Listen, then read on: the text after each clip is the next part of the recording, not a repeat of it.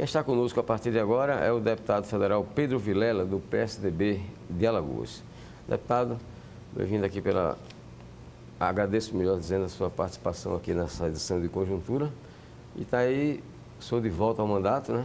Isso. Com a eleição do deputado JHC para prefeito de Maceió, o senhor voltou a exercer na plenitude o mandato de deputado. E quais são os seus planos para essa retomada na Câmara Federal?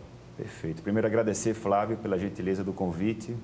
Muito feliz de estar aqui mais uma vez nos estúdios da TV Mar, para poder falar um pouquinho justamente sobre essa retomada das nossas ações como parlamentar, como deputado federal por Alagoas, né? Com a eleição do JHC, prefeito de Maceió, um projeto, inclusive, que nós apoiamos. O PSDB foi o primeiro partido a firmar uma aliança com o prefeito JHC. Acreditamos no projeto dele e ele venceu bem as eleições. E com a ascensão dele ao cargo de prefeito de Maceió, eu reassumo o meu mandato de deputado federal por Alagoas. E muito animado, muito entusiasmado, muito trabalho pela frente. O momento do Brasil é muito desafiador, é dificílimo, reflexos da pandemia que todos conhecem, mas tem uma série de ações aí no Congresso Nacional, junto aos ministérios do governo federal, junto ao próprio prefeito de Maceió, JHC, e os outros prefeitos do interior, ao próprio governo do estado, que a gente precisa estar junto, atuando, para trazer as soluções que Alagoas precisa. Qual a sua avaliação sobre o desempenho do PSDB na eleição do ano passado, de 2020? Não só em Alagoas, como de maneira geral no Brasil. O PSDB continua sendo um partido importante, tanto no cenário nacional, elegeu centenas de prefeitos por todo o Brasil, como também aqui na conjuntura estadual, Flávio. A principal disputa colocada no ano de 2020 certamente foi a da prefeitura da capital, Maceió. E eu, como disse, a gente fez uma aliança muito sólida, muito forte, com um candidato que se saiu vencedor nas eleições, que é o JHC. Fora isso, elegemos prefeitos também pelo interior, vice-prefeitos, vereadores, de forma que o presidente do partido atualmente, senador Rodrigo Cunha, vai ter todas as condições e vai contar com o meu apoio para que o partido possa se fortalecer cada vez mais e chegue na próxima empreitada eleitoral muito forte para apresentar o melhor projeto para o estado de Alagoas. O partido já tem pretensões definidas para 2022?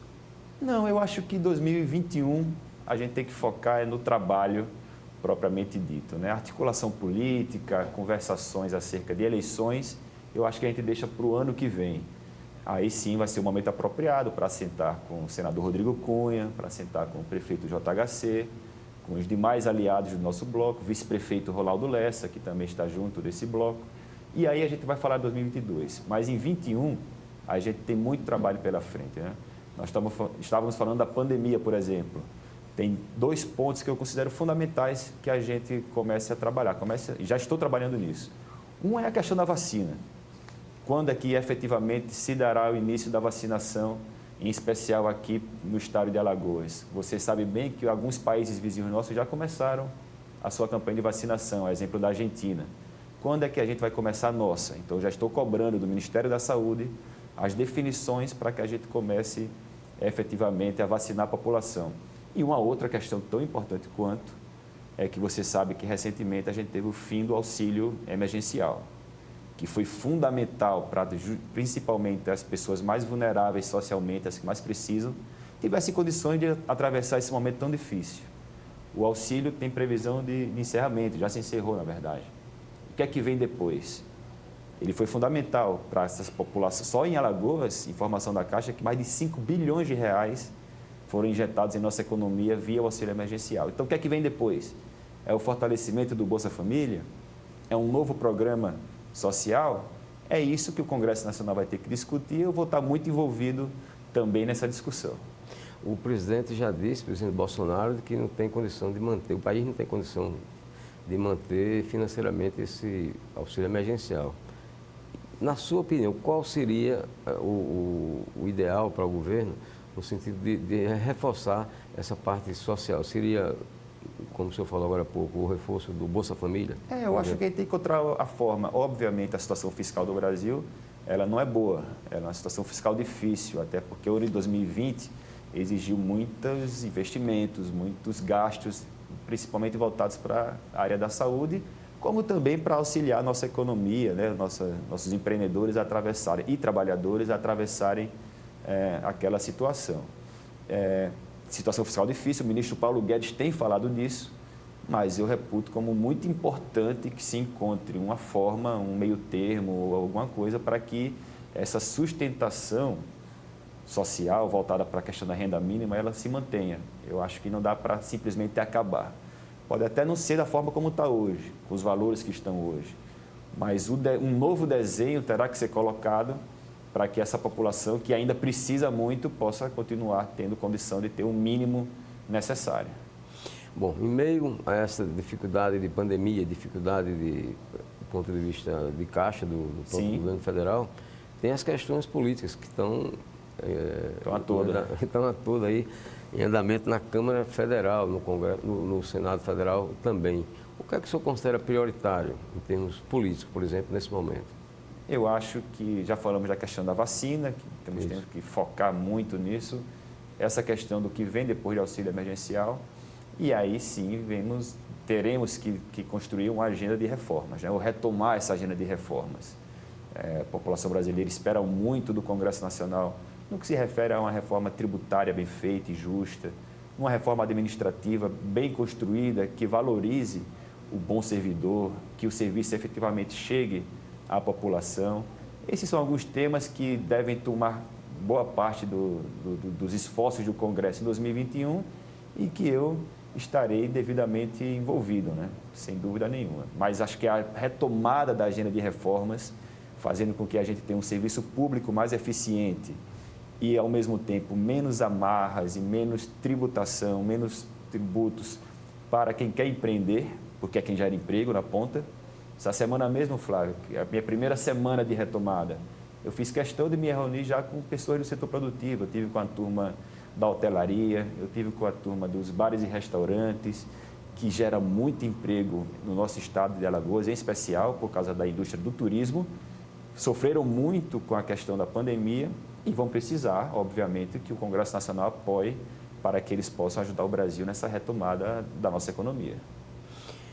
O PSDB já planeja 2002 em termos de eleição presidencial?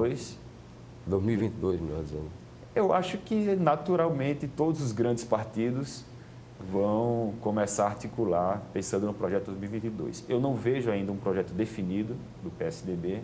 Eu acho que o cenário como um todo ainda vai precisar clarear um pouco mais. Eu próprio não estou focado nisso. Acabei de retomar meu mandato, então estou focado nas ações que possam beneficiar o estado de Alagoas, no Congresso Nacional, junto ao governo federal, para tentar viabilizar, Flávio, projetos e ações que nos ajudem a avançar.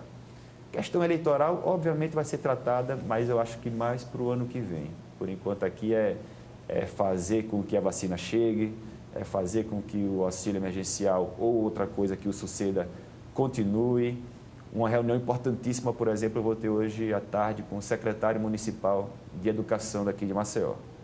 A gente vai falar sobre as ações da secretaria, sobre como eu posso ajudá-lo estando na Câmara Federal, e vamos falar das questões que afetam as nossas famílias. Por exemplo, quando é que as aulas vão voltar? Você deve ser abordado frequentemente pelas mães querendo saber. O ano 2020 já foi um ano praticamente perdido na educação.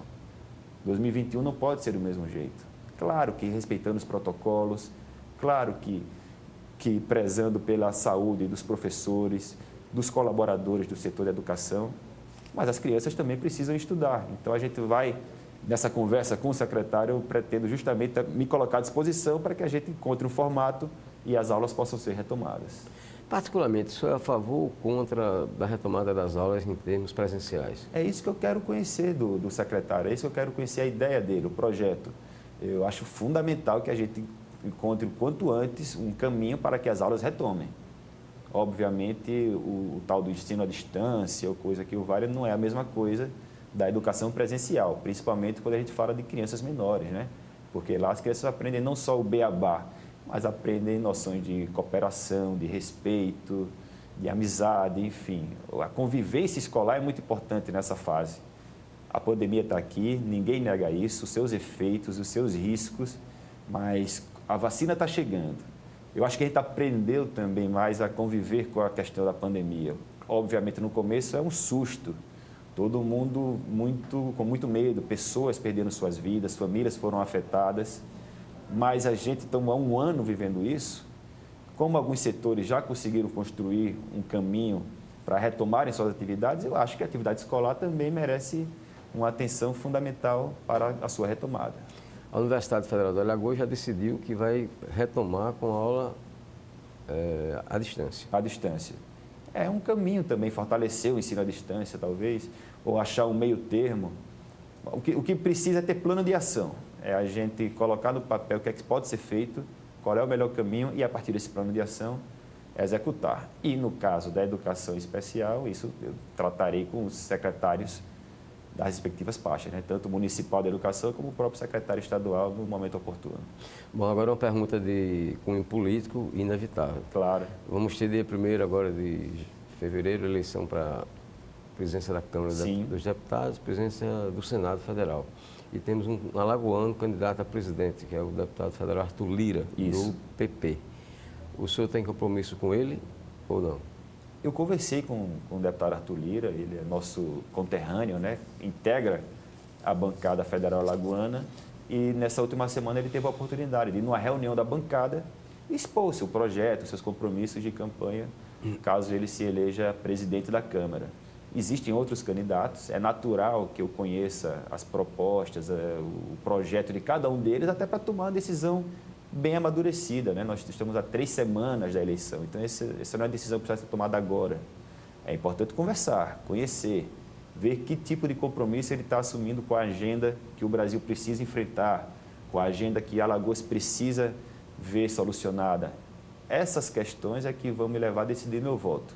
O deputado Arthur tem uma vantagem óbvia, é alagoano.